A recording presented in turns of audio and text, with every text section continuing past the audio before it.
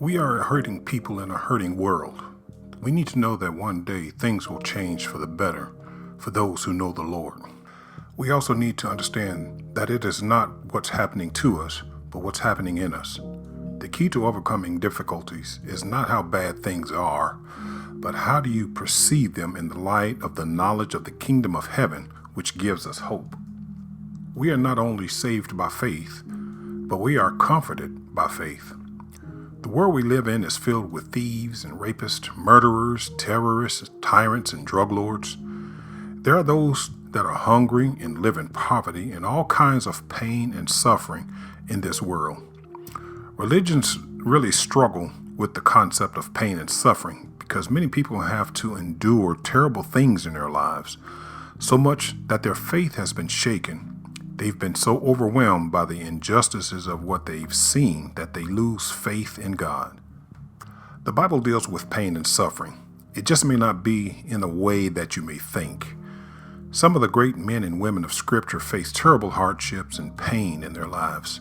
All you have to do is read the story about Job or Joseph or Ruth and Naomi. These were real people who faced real calamities and challenges and grief in their lives. Jesus warned us that in this world you will have trouble, but take heart. I have overcome the world. John 16:33. But this term, take heart, means to have courage. Yes, you will have to do something that you are afraid to do in order for you to have comfort and rest in your life, because that's courage. The 11th chapter of Hebrews tells us about people of faith like Abraham and Noah. But then it says, others were tortured and refused to be released so that they may gain a better resurrection.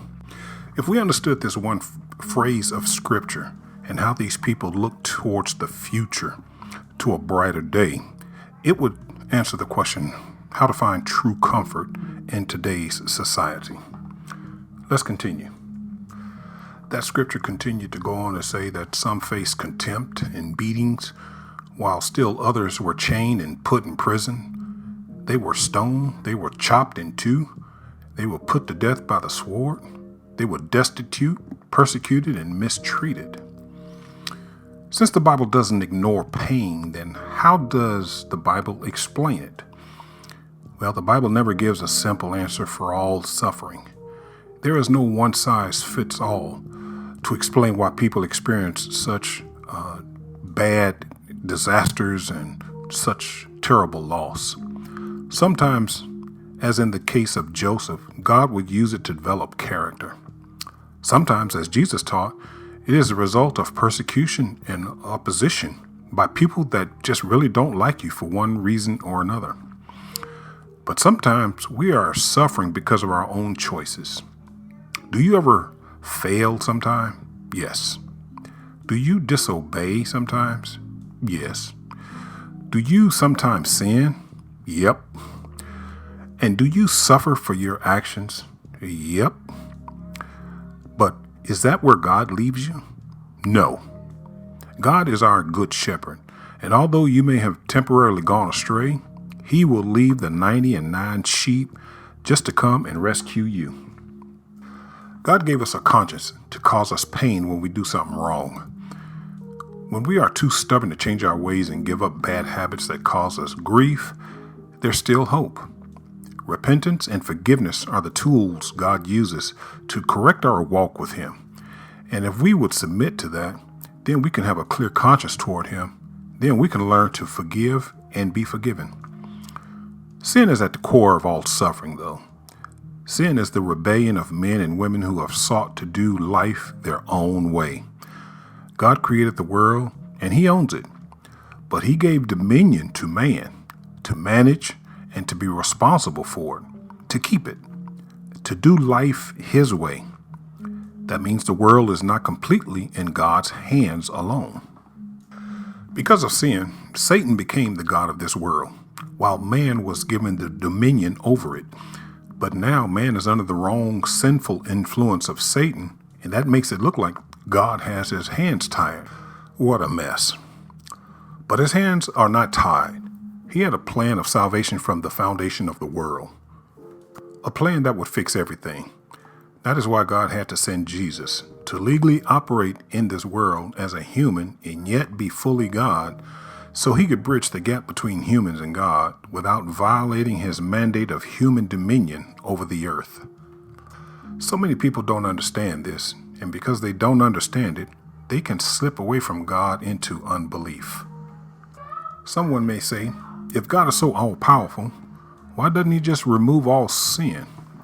If the sinfulness of mankind lies at the heart of our pain and suffering in this world, why not with one big powerful stroke wipe out every sinful person on the face of the earth?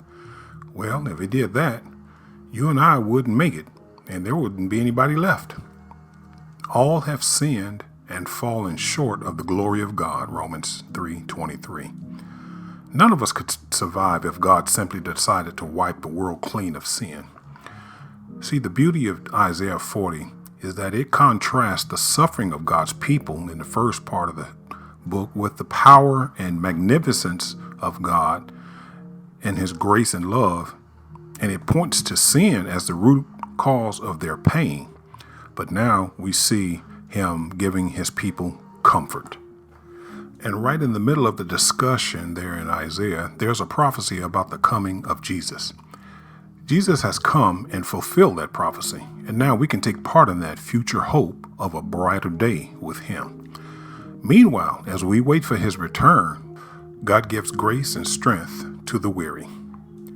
I don't know what your struggle is, but I do know that you are struggling with something, or you're about to.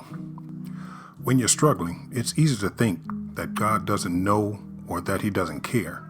But God knows what it is, and his strength is made strong in our weakness. Your marriage may be falling apart. Your health may be getting worse in spite of much prayer and fasting.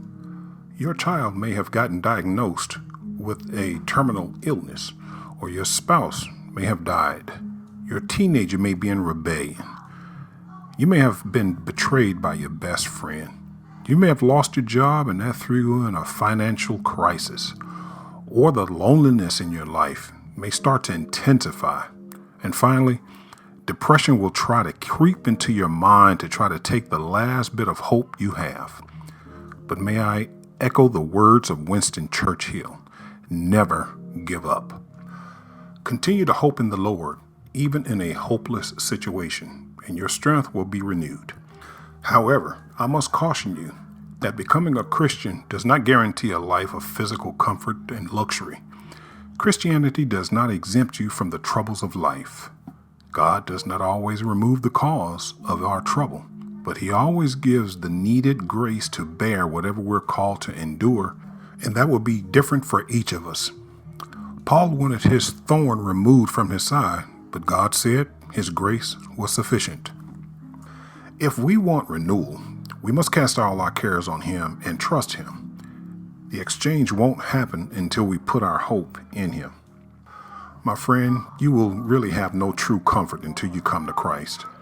You won't find what you're looking for in the world or in money or power, but in the Savior and him alone. The gospel of Christ is our hope. It helps us understand that there is still hope even if you cause your own dilemma.